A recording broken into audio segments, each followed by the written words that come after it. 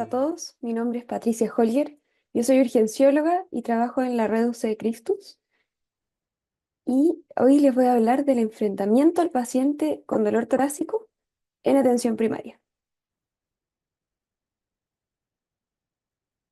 ¿Cuáles son los objetivos de esta clase? Vamos a revisar distintas causas de dolor torácico con enfoque en las emergentes o las que pueden amenazar la vida. Debemos distinguir elementos importantes de la historia y examen físico que nos pueden orientar a las distintas etiologías. Debemos enfrentar los pacientes con dolor torácico en atención primaria de forma ordenada y sistemática. Y la idea es que conozcamos las reglas de decisión clínica o scores que hay disponibles y que nos puedan ayudar al juicio clínico. ¿Cuáles son los mensajes principales que quiero que se lleven? El síndrome coronario agudo es un porcentaje pequeño de los pacientes que consultan en atención primaria. La mayoría corresponden a patologías de bajo riesgo. Pero el mayor desafío en estos pacientes es identificar los que deben ser derivados al servicio de urgencia y que tengan algo de más riesgo. Debemos considerar otros posibles diagnósticos emergentes, no solo la enfermedad coronaria.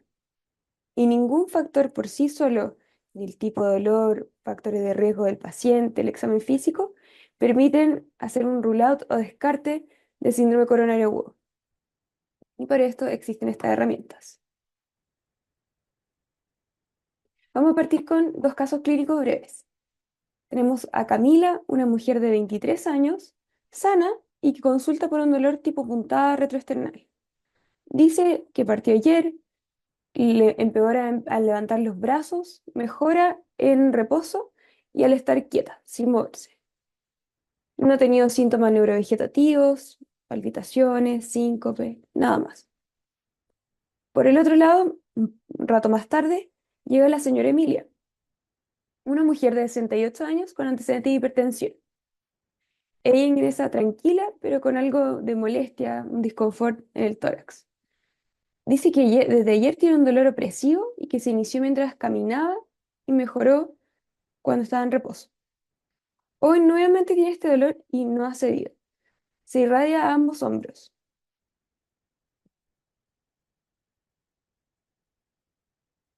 Vamos a revisar a lo largo de la presentación cómo manejaríamos a estos pacientes, pero vamos a partir por ver la magnitud del problema. Eh, Hay que recalcar que de la epidemiología del dolor torácico en atención primaria y en urgencias no tenemos datos de Chile. El dolor torácico en atención primaria corresponde al 1% de las consultas. Y de estos, solo un 2 a 4% de este 1% corresponde a un síndrome coronario agudo. En cambio, en el servicio de urgencias, un 4,7% de los pacientes consulta por dolor torácico. Y de estos pacientes que van a urgencias, hasta un 12% pueden tener un síndrome coronario agudo. De estos pacientes también, un 0,5% tienen un tromboembolismo pulmonar, como otro ejemplo. Acá hay una imagen más ilustrativa. De estos son los datos que hay en urgencias y de Estados Unidos. Y tenemos que el 48%, casi la mitad de los pacientes, termina siendo un dolor torácico que ahí lo ponen como not otherwise specified o inespecífico. Un tercio, un 33%, es otros, que no son los más típicos de los que vamos a hablar. Y el resto se reparten entre síndrome coronario agudo, ya sea infartos o angina inestable, insuficiencia cardíaca, neumonía, TEP, pericarditis, disección aórtica. En cambio, en atención primaria, hasta el 49,8% corresponde al síndrome pared torácica. Y esto incluye la costocondritis y otras patologías de la pared torácica musculoesqueléticas. Otras causas importantes son enfermedades cardiovasculares, dentro de estas, por ejemplo, insuficiencia cardíaca, arritmias, otras enfermedades respiratorias como la neumonía, dolor pleurítico, TEP, todas estas están incluidas. Psicógeno es hasta un 18% y todo el resto ya son con menor frecuencia. Siempre que nos enfrentemos a un paciente con dolor torácico, sea cual sea el contexto, debemos recordar que existen 6 causas emergentes de dolor torácico. Esto significa que deben ser tratadas, identificadas lo antes posible y que pueden amenazar la vida. Primero tenemos el síndrome coronario agudo, está también el síndrome aórtico agudo, que incluye la disección aórtica, aneurisma de la aorta, y el tromboembolismo pulmonar. Estas en Estados Unidos la llaman The Big Three o los grandes tres. Las otras tres son menos frecuentes, pero aún así pueden ser muy graves, como la pericarditis, pero no solo la pericarditis, sino que el taponamiento cardíaco. También tenemos el neumotórax a tensión, que debe ser identificado rápidamente, y la rotura esofágica, que si bien es muy infrecuente, es algo que se puede pasar por alto fácilmente, ya que no mucha gente lo considera. En los pacientes como en los casos clínicos, lo habitual es que siempre vamos a estar pensando primero en isquemia y vamos a buscar descartarla. Pero hay muchas etiologías no isquémicas. También, por otro lado, tenemos que la mayoría de las herramientas de decisión clínica y algoritmos se enfocan en cardiopatía coronaria y eventos cardiovasculares, por la prevalencia que tiene esta enfermedad. Entonces, con las otras patologías no tenemos otros elementos que nos puedan ayudar, más que enfocarnos en el examen físico y considerar qué es, hacia dónde nos orienta la historia del paciente. Acá tenemos las causas no coronarias de dolor torácico. Tenemos las pulmonares que ya mencionamos, gastrointestinales que hay múltiples, úlcera péptica, reflujo, espasmo esofágico, patología biliar, pancreatitis, todas estas patologías que eh, se presentan con dolor epigástrico, ya que hay mucha de la inervación que tenemos en común en esa zona, sobre todo con la pared inferior del corazón. La musculoesquelética y cutáneas, no olvidar la costocondritis, que es muy frecuente, fracturas costales, el herpes zóster, las psiquiátricas y las cardiológicas no coronarias. Ahí está la miopericarditis, las arritmias, insuficiencia cardíaca, Takotsubo y contusión miocárdica en caso de trauma. Entonces, ¿cómo evaluamos a este paciente? Es muy importante la historia clínica, ya que debemos preguntar por el inicio, cuándo partió, cómo fue, si es ayer, si le ha pasado antes, si es que partió hace unos minutos, horas, la localización de este dolor. Se han hecho distintas revisiones buscando qué elementos son los que tienen una mejor predicción o un likelihood ratio mejor para predecir enfermedad coronaria. Y se ha visto que uno de los elementos que más nos podría inclinar a eso es cuando se irradia a ambos brazos. La duración, por ejemplo, si es que dura segundos, minutos, lleva horas, si, cuánto dura cuando viene este dolor, el inicio en ejercicio o si en reposo, los atenuantes o agravantes, y preguntar por síntomas asociados, como sobre todo síntomas neurovegetativos, diaforesis, vómitos, náuseas. La irradiación es muy importante. Por ejemplo, en la disección aórtica, un dolor más bien desgarrador, transfixiante, se puede ir a dorso, puede moverse. Y si es que el paciente ha consumido recientemente drogas, hay patologías, por ejemplo, espasmos coronarios o síndrome coronario agudo que son gatillados por estimulantes como cocaína y anfetaminas. Entonces, acá tenemos que los elementos que más se asocian a la presencia de síndrome coronario agudo, y esto he obtenido en la guía de la AJA, es la aparición en ejercicio, diaforesis, irradiación a brazos, cuello o mandíbula, vómitos, náuseas, y que sea similar a episodios pasados de isquemia. ¿Cuál es el que llamamos dolor torácico típico? Como vemos en esta imagen, que se describe como un dolor o disconfort a veces, opresivo en pecho. A veces los pacientes no logran, refieren que sienten un peso y no es necesariamente dolor. Se puede asociar a dolor en brazos, hombros, cuello, mandíbula. Es precipitado por ejercicio y se tiende a aliviar con reposo. O nitratos en caso de que los tengamos disponibles y sea el contexto adecuado.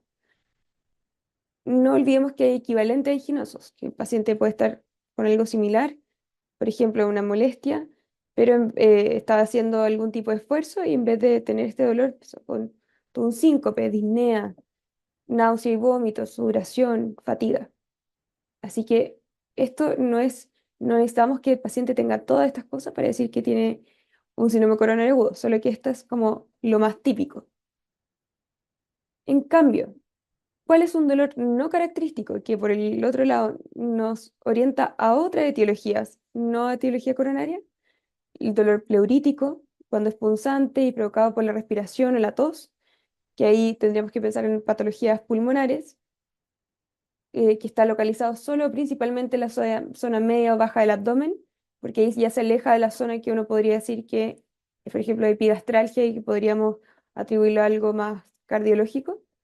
Cuando puede ser localizado por un dedo o es en articulación costocondral. Si se reproduce el mover o palpar la pared torácica o brazos, que sea de duración breve, algunos segundos o menos, así como puntadas de un segundo muy breve, que haya sido máximo al inicio y que ahora vaya en disminución, o si se irradia a extremidades inferiores. Pero es muy importante que la presencia de estas características no excluye la patología coronaria. Es decir, si a alguien le duele si yo le palpo la pared torácica, puede igual tener un infarto. O si le pasamos medicamentos para molestias abdominales y se alivia, puede tener igual coronario. Por eso debemos considerar muchos factores, no solo la historia clínica. Y acá vemos qué es lo que da mayor probabilidad de enfermedad coronaria. En general depende de el sexo, la edad y el tipo de dolor. Acá está dividido entre típico, que son cuando tiene todas las características de las que hablamos, atípico cuando tiene solo uno o alguno de las características del dolor típico, o cuando es no anginoso, que es el que acabamos de mencionar. Podemos ver lo prevalente que es y el riesgo que tiene que alguien de mayor edad se presente con un dolor típico. Puede llegar hasta 93% de corresponder a enfermedad coronaria, por ejemplo, en hombres sobre 80 años, y va desde un 69%. Y aún así, incluso en pacientes con un dolor no anginoso de sobre 40 años, es de un mínimo de 25% en hombres. En cambio, en mujeres los valores son algo menores, son bastante menores. Llega hasta un 76% el máximo en un dolor típico en alguien mayor de 80 años, pero cuando no es anginoso puede ser tan bajo como 8%, por ejemplo. Pero nunca nos permite completamente descartarlo, solo por el dolor y estos factores. Entonces, ¿cuáles son factores de riesgo para todas estas patologías emergentes que son las que vamos a estar buscando activamente? Bueno, las del síndrome coronario agudo, yo sé que ya todas las sabemos, son las típicas: tabaquismo, hipertensión, dislipidemia, antecedentes familiares de cardiopatía coronaria precoz, etc. En el tromboembolismo pulmonar tenemos la triada de Virchow, que es estasia, daño endotelial, hipercoagulabilidad, insuficiencia cardíaca congestiva, la presencia de una TBP. En neumotórax, no olvidar, el paciente que ha hecho Valsalva, EPOC, ya que tienen bulas, el tabaquismo, y en la disección aórtica, importante la hipertensión, la enfermedad aterosclerótica, enfermedades del tejido conectivo y el embarazo. En las pericarditis y miocarditis, hay que considerar infección reciente o que esté cursando con algo infeccioso el paciente, la fiebre reumática, lupus, infarto, una cirugía, uremia, fármacos cardiotóxicos que puedan producir esto. Y en caso de rotura esofágica, es una historia de haber tenido vómitos intensos previamente al inicio del dolor torácico, traumas, por ejemplo, o procedimientos recientes como una endoscopía. Al examen físico, solo haciendo un repaso bastante general, ya que son las cosas que vamos a buscar como bastante típicas, pero ojalá tener la mayor cantidad de signos vitales que podamos y buscar signos de inestabilidad. Uno de los factores que fue más predictor de los hallazgos a la evaluación de los pacientes de enfermedad coronaria fue hipotensión, es decir, un paciente hipotenso siempre lo deberíamos derivar con dolor torácico. El buscar en el sistema cardiovascular yugulares, pulsos, por el tema de disección aórtica, los ruidos cardíacos, buscando falla cardíaca, que pueda estar asociada a un infarto o que sea una insuficiencia cardíaca. En neurológico, no olvidar que pueden haber déficits neurológicos por hipoperfusión, por cualquiera de las causas antes mencionadas, o en caso de una disección aórtica, por hipoperfusión de la médula, dependiendo de las ramas que sean afectadas. En caso de sistema respiratorio, buscamos crépitos, cualquier tipo de ruido agregados, taquipnea, disnea, uso de musculatura accesoria. El examen abdominal es principalmente buscando otras etiologías y también en caso de aneurisma aórtico, una masa pulsátil también nos va a hacer derivar rápidamente este paciente. Y en la piel, buscar el pez zóster, ya que eso rápidamente nos va a dar el diagnóstico, pero también buscamos signo de trauma. Entonces, lo central con estos pacientes es la estratificación de riesgo. ¿Qué pacientes es riesgo bajo y lo puedo seguir estudiando en la consulta y pedirle exámenes? ¿Y qué paciente debe irse rápidamente al servicio de urgencia? Para eso se han inventado estas reglas de decisión clínica, que son mucho más comunes en servicio de urgencia que en atención primaria. Esto de la estratificación de riesgo de estos pacientes considera la clínica, electrocardiograma, cuando lo tenemos, los antecedentes, factores de riesgo, y que ya hablamos de cuáles son los elementos que más predicen, pero los elementos individuales de la historia de examen físico o incluso del electro, por sí solos no permiten descartar un síndrome coronario agudo, sino que deben ser utilizados en conjunto. Entonces, ¿qué herramientas tenemos? Como podemos ver, hay una gran disparidad entre el servicio de urgencia y atención primaria. En servicio de urgencia tenemos múltiples, eh, unos más antiguos, tenemos el GRACE, EDAX, TIMI, ASPECT, ADAPT, pero el que es más utilizado en servicio de urgencia es el HEART score. Y ahora hay una variante que es sin la troponina. Cada una de las letras es un acrónimo de los elementos a considerar. Y en atención primaria tenemos dos, el Marburg Heart Score y el INTERTEST. El más utilizado es el Marburg Heart Score, del que vamos a hablar un poco más. Y acá está al lado el logo de las aplicaciones donde uno los puede tener, que es el MedCalc X y MDCalc, que es una página web. En urgencias es un poco distinta la cosa. Se indica electrocardiograma a todo paciente que consulta por dolor torácico, idealmente antes de 10 minutos según las guías, con excepciones muy seleccionadas que son cuando hay evidentemente otra causa. Y lo importante es que utilizamos varios algoritmos de decisión clínica, distintos scores, no solo para patología coronaria, sino, por ejemplo, para tromboembolismo pulmonar tenemos puntajes o escalas como el PERC o el Wells o muchos otros. Algunos algoritmos incluyen biomarcadores o indican distinto tipo de disposición, que es distinto a lo que vemos en atención primaria, donde ahí la conducta sería derivar. Acá es hospitalizar en una unidad de complejidad básica o en una unidad coronaria. Eh, Como decía, han utilizado el Heart Score y también existe el Heart Pathway, que ahí les voy a mostrar brevemente, que es algo más largo y incluye troponina seriada. Acá están los más usados en urgencias. Como pueden ver, los factores que considera son similares, solo que acá debe considerar troponina. Y el Heart Pathway es con troponina seriada según los resultados y con distintas conductas dependiendo de esto. Entonces, revisemos con más detenimiento el Marburg Heart Score. Las características que evalúa son la edad, el sexo, mujeres sobre 65, hombres más de 55, enfermedad coronaria conocida, cerebrovascular o enfermedad vascular periférica conocida, un dolor que empeora con el ejercicio, si se reproduce o no con la palpación, si es que no se reproduce con la palpación, suma un punto, y si el paciente asume que el dolor es cardíaco. Como pueden ver, considera cosas del examen físico, de epidemiológicas, del tipo del dolor y también de la percepción del paciente. Este score fue desarrollado en 2010 por Bosner. Se hizo un análisis en base a 1.249 pacientes de atención primaria, retrospectivo. Luego esto se comparó con un set de pacientes de similares características de forma prospectiva. Y se llegó, después del análisis, a que un score de 3 o más tiene una sensibilidad de 87% y especificidad de 80% para enfermedad coronaria. Esto fue validado externamente en dos estudios. Uno de estos que encontró una sensibilidad de 89% y especificidad de 63%. Se realizó un estudio comparativo posterior de 56 médicos de atención primaria y que se notó que mejoró su precisión clínica. Y lo que finalmente se encontró es que es mejor que el juicio clínico solo para identificar enfermedad coronaria. Entonces, acá tenemos cuáles son las conductas con los distintos puntajes. Si tenemos un puntaje de 0 a 2, el riesgo es 3% de que sea enfermedad coronaria aguda, un síndrome coronario agudo, y puede continuar una evaluación ambulatoria según la recomendación de este puntaje. Obviamente, siempre debemos usar nuestro juicio primero que todo.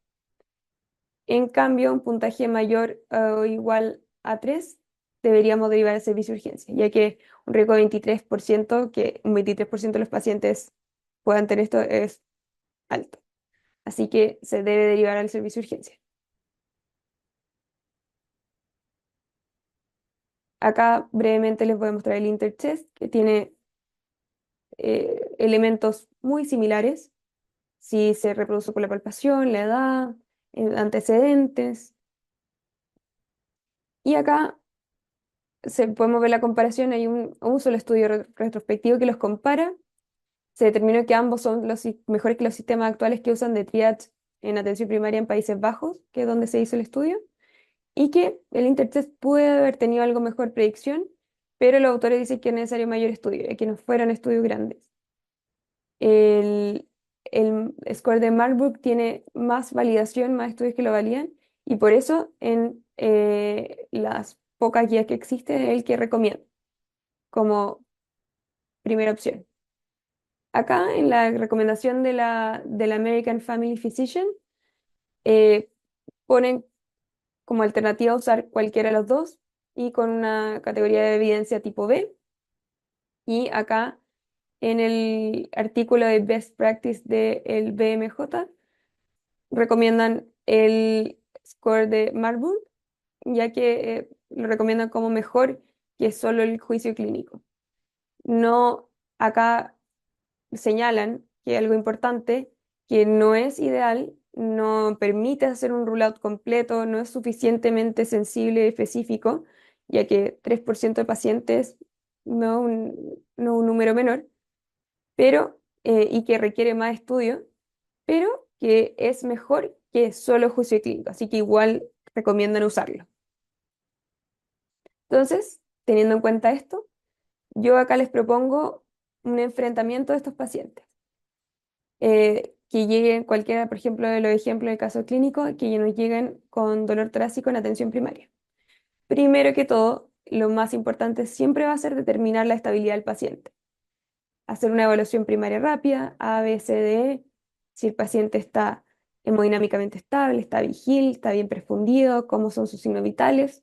Si vemos signos de inestabilidad, sea cual sea, se deriva urgencia y de forma paralela uno debería intentar obtener un electrocardiograma, ya sea en el centro donde estemos o en prehospitalario. Pero esto se debería hacer de forma paralela, cuando vemos a alguien que se ve mal y que está con dolor torácico. Entonces, si no, tenemos un paciente estable, ¿sospechamos origen coronario, sí o no? Si la respuesta es no, deberíamos entrar a evaluar los otros diagnósticos diferenciales. No olvidar que no porque no sea coronario significa que está fuera de peligro y que no tiene nada grave, sino que debemos entrar a considerar todos los otros diagnósticos diferenciales y si es que hay alguna sospecha de un diagnóstico emergente, debemos derivar a urgencia. Y ahí debemos usar la historia, los factores de riesgo que vimos previamente, etcétera. En cambio, si sospechamos que sea de origen coronario, ahí es cuando deberíamos aplicar el Marburg Heart Score. Y según este puntaje, ver si es que continuamos la evaluación ambulatoria o derivamos a urgencias. Por supuesto, siempre debe predominar el juicio clínico. Da lo mismo si el paciente tiene 0 puntos, pero no se ve bien o realmente parece un dolor coronario, se debería derivar igual. Eso siempre va a predominar. Y si tenemos un electro, por ejemplo, llega con un electro sugerente de isquemia o le tomamos un electro y eso va a mandar más que todo. Así que no debemos basarnos solo en esto. Esto solo nos ayuda a ordenar nuestro razonamiento. Es lo mismo que haríamos probablemente sin, pero esto nos da un valor numérico y decimos, ya, con esto tenemos más peso y debemos derivarlo o la verdad este paciente no tiene nada de riesgo y se ve muy bien, se puede seguir evaluando de forma ambulatoria. Es importante señalar que esto es distinto al servicio de urgencias. En urgencias, a todo paciente que se sospeche un origen coronario, se debe realizar un electrocardiograma. Esto también debería ser para APS, pero obviamente hay que pasar por todo lo otro antes. No se utilizan las mismas estrategias, mismos puntajes, herramientas que en APS, porque el tipo de paciente y presentación es distinto. La población que llega a urgencia, en general, es porque tienen otros diagnósticos, como vimos al principio, y es más probable que tengan enfermedad coronaria. Entonces, y además tenemos que considerar que estos elementos, estas herramientas de decisión clínica, fueron diseñados en cada población específica y no son extrapolables. De hecho, en MedCalc o donde sea que usen, van a ver estas instrucciones o advertencias que el Marburg Heart Score y el Interchest no se deben utilizar en urgencias, ni tampoco usar el Heart Score en atención primaria. Solo como de repaso y solo para mencionar brevemente, el electrocardiograma, si un paciente tenemos disponibilidad o llega con un electro, tomar en cuenta que tiene una sensibilidad de un 32% y una especificidad de un 91% para síndrome coronario agudo. Es decir, no es tan sensible. Podemos tener muchos pacientes con electros que no tienen nada categórico, incluso normales, y que no vamos a poder descartar un síndrome coronario agudo. ¿Y qué hallazgos vamos a buscar? Supra o infradesnivel del ST, inversión de la onda T, T hiperagudas, nuevo bloqueo de rama izquierda o que supongamos que es nuevo, ondas Q. Y acá está al lado la evolución de cómo cambia el electro según los hallazgos que encontremos, cuánto tiempo debe llevar de isquemia, para recordar que pueden haber elementos que son de forma precoz y que, por ejemplo, las T hiperagudas son lo que más precoz vamos a encontrar. Así que no solo buscar, por ejemplo, un supranivel. Entonces, volviendo un poco al principio, sabiendo todo esto, ¿qué haríamos con nuestras pacientes? Yo creo que es un poco evidente, pero es importante que debemos considerar aplicar el Marburg Score, se va de alta con analgesia, se va a la urgencia, la mandamos a hacer un electro al tiro. Yo creo que en los casos era bastante evidente que son pacientes con una estratificación de riesgo muy, muy distinta, pero que tenemos distintos elementos de los que nos podemos agarrar en la historia que nos van a hacer tener más seguridad en poder decir, este paciente sí debería ir a la urgencia o este paciente, la verdad, parece algo que no es para nada ni coronario ni cardiológico, así que podemos seguir atendiéndole en la consulta, que sería el caso de la primera paciente.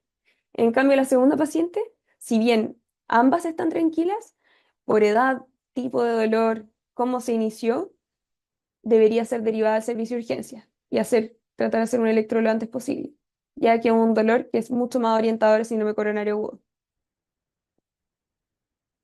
Entonces, repasando un poco los mensajes principales, vimos que el síndrome coronario agudo es un porcentaje bastante pequeño de pacientes que consultan en atención primaria, pero el que siempre vamos a tener que estar buscando.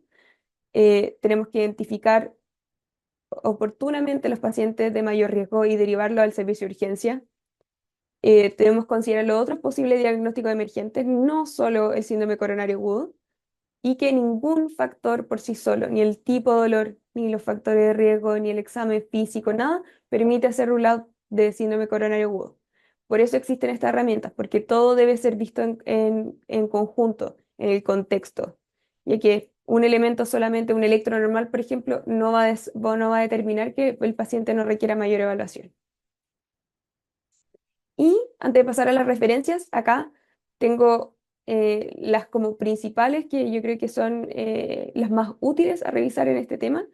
Si bien no existe tanta información como nos gustaría, hay distintas recomendaciones y bastantes recursos que son gratuitos. Las guías típicas que son la de la American Heart Association y la ESC de síndrome coronario agudo, ahí hablan mucho de la clínica, los distintos elementos, de las etiologías alternativas.